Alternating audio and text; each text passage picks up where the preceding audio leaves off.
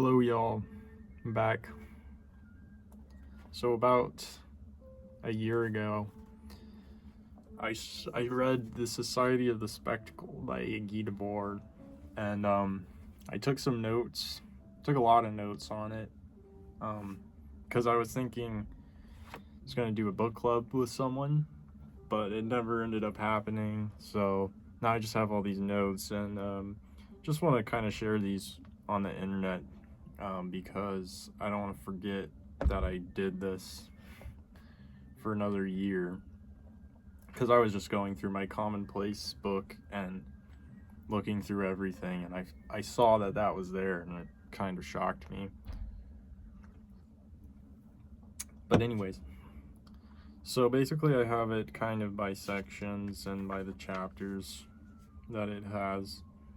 I'll probably just say when the chapters change, but it's basically just going to be me reading from the journal. So that's what to expect here. I have in my journal, I have this down as December 18th, 2023 as when I started this. All right. Life as signs and illusion. Semiotics dominate all forms of knowing, creating, and consuming. Spectacles are mediated by images that affirm the existing way of life / means of production. The past is affirmed in the now. The world of truth is, quote, turned upside down, end quote, in favor of the spectacle. The spectacle necessitates a total passivity through its structure and means of production. The goal is to uphold existing structures through spectacle image creation, serving only itself. The spectacle uses the form of the religious institution and theology secularly to create illusions that exist and are created on earth, but relegates their being understood to something outside of reality. Technological religion. All value is assigned to appearances and having things which appear good under the definitions of the spectacle. Social theater fetishism. All individuality is reduced to the social order and, in turn, the spectacle's hierarchy. The spectacle creates its own food and life through the dreams of mankind. The tangible power in society has gone and remains in the hands of the spectacle, making the modern view of power truly its most archaic form. The spectacle supports class distinction, but appears to allow every form of social expression. It feeds itself. The religious has fixed imagery and a shared understanding of what is lost and understood of the fixed imagery. The spectacle makes its own rules, is ever-changing, and decides what is possible and what is permitted.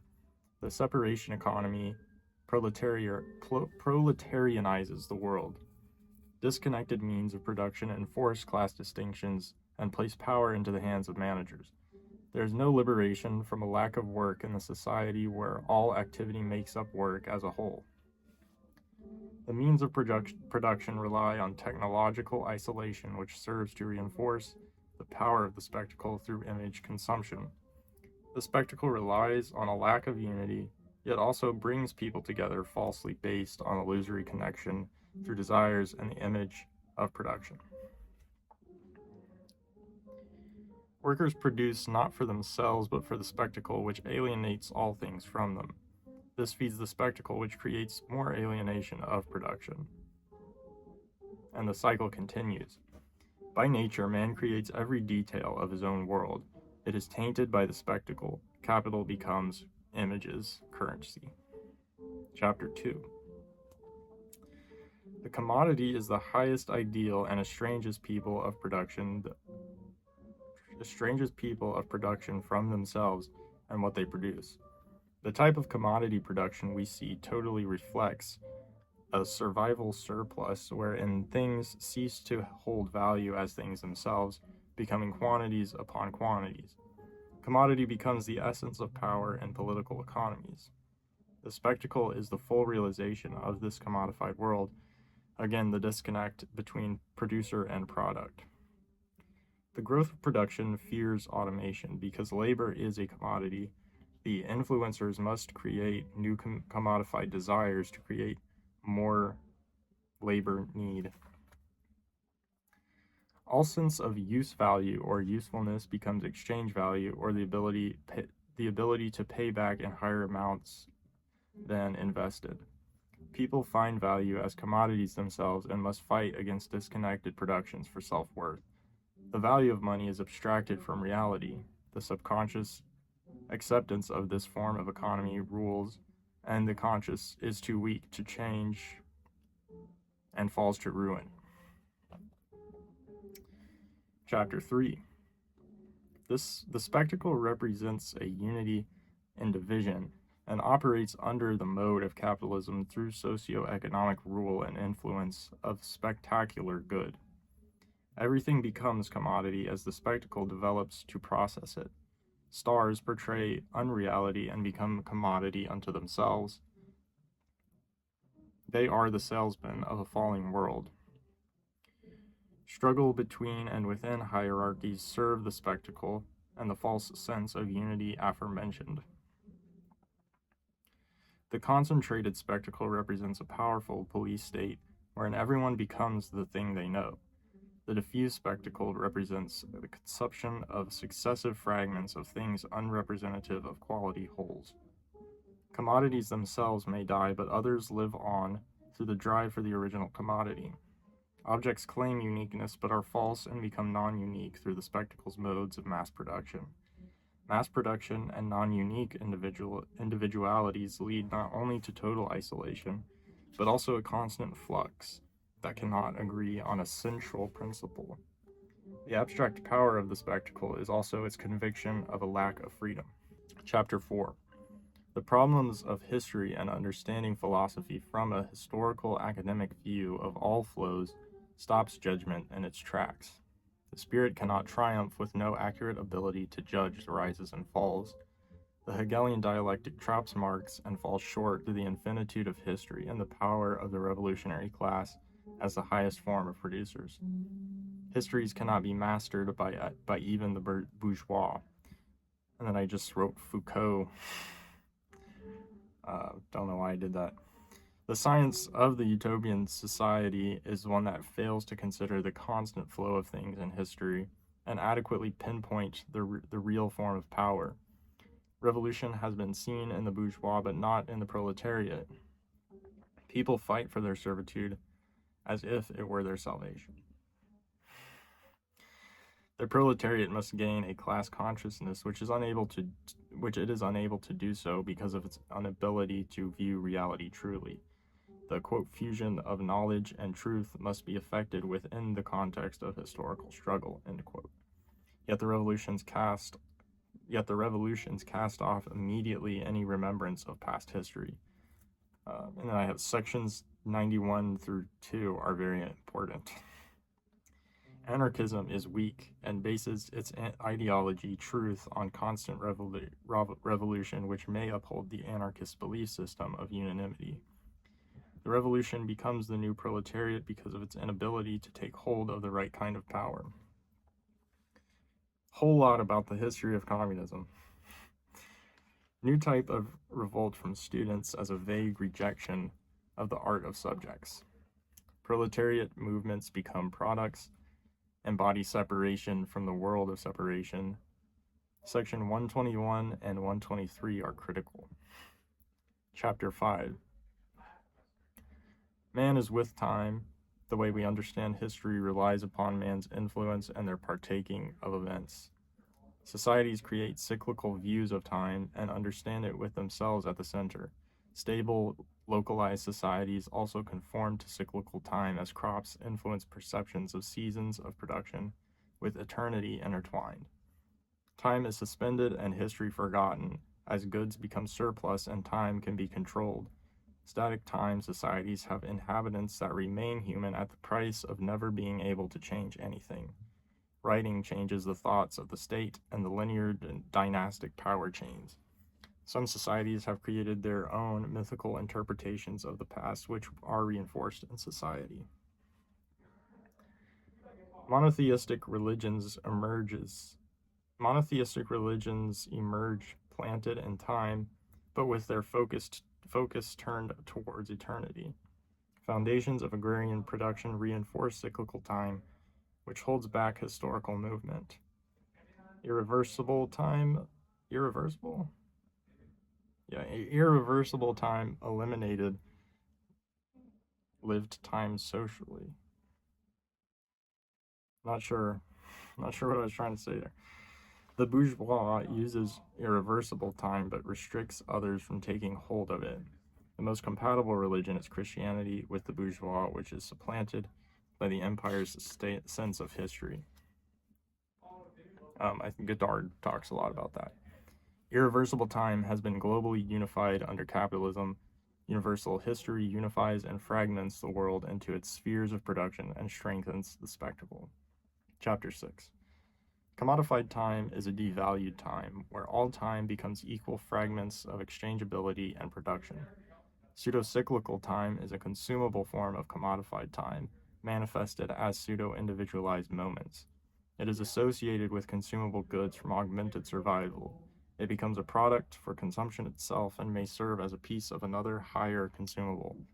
Time is sold in fully equipped blocks. Time is saved by industrial advancement and then is put forward to the consumption of images. TV, vacations, and breaks are sold as desirable by definition, which strengthen the spectacle through their respective cyclical return. The past has domain over the present. Festivals have no significance because of the lack of luxury and community. Violent force to expropriate time of producers. Mass false consciousness within the spectacle because of the lack of the individual experience. Death and life are commodified and are only secondary worries of management. Man cannot realize himself because the spectacle has separated him from time itself. The revolution wishes for a federation of independent times. Chapter 7. Unitization has created banalization of places and quality of products. Internal distance is created by the spectacle. Tourism is entirely commodified space, and ease of travel doesn't help either. Urbanism is capitalism's way to formulate its decorums of separation. It aims to keep workers isolated by eliminating streets figuratively. The, quote, omnipresent receiver, end quote, or the head of communal groups regurgitates images downward, growth of material progress while losing all conscious control of society.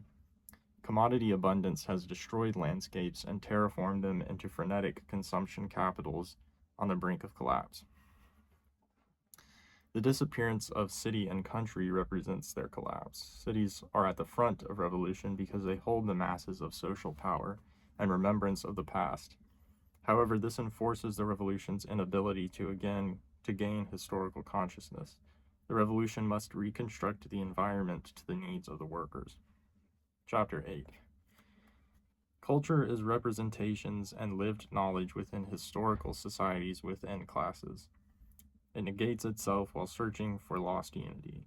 Grown of insufficiently meaningful history of the world. Self-transcendence versus preserving dead objects as spectacle. God/art is dead, and its medium for communication. The greatness of art only emerges at the dusk of its life. Abolition and realization are both aspects of transcendence in art. The knowledge industry is one of the most commodified. Spectacular power is a one-way rule.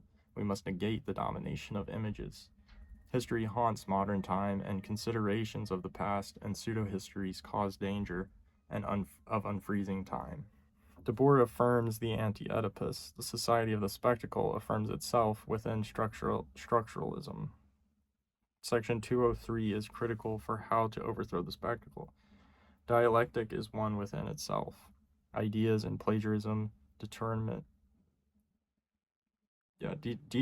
speaks truth of itself for itself.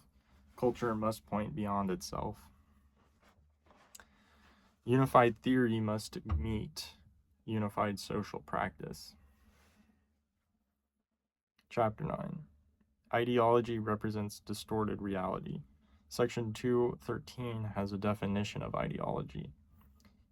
Ideology disappears when it has dissolved into the practice of society. Everything has become as currency. All aspects of life are dead symbols and signs. This is literally Godard's King Lear. The need for representation represents a total lack of existence. The critique, quote, must know how to wait, end quote. And that's all I have. That didn't take nearly as long as I thought it would take. But I will say, I don't really remember reading that book, to be honest. I mean, I do, like, I remember the main points, the main talking points of the book, and a lot of the little things that I have underlined, which of course you wouldn't know because I only orally read it to you. But yeah, I don't really know if I still agree with what I said, or agree that it's accurately representing the book, but I certainly hope that it does, and maybe it'll engage some conversation, especially because I feel like that book is very important. Yeah, I don't know what more to say. I don't know what more to say. Like, you just need to read it, and I think it's pretty accessible too. I definitely didn't have any difficulty with it. It's very short, and I think that everything that's presented is pretty communicable and understandable. But that's about all I have for right now. So thank you guys for checking this out.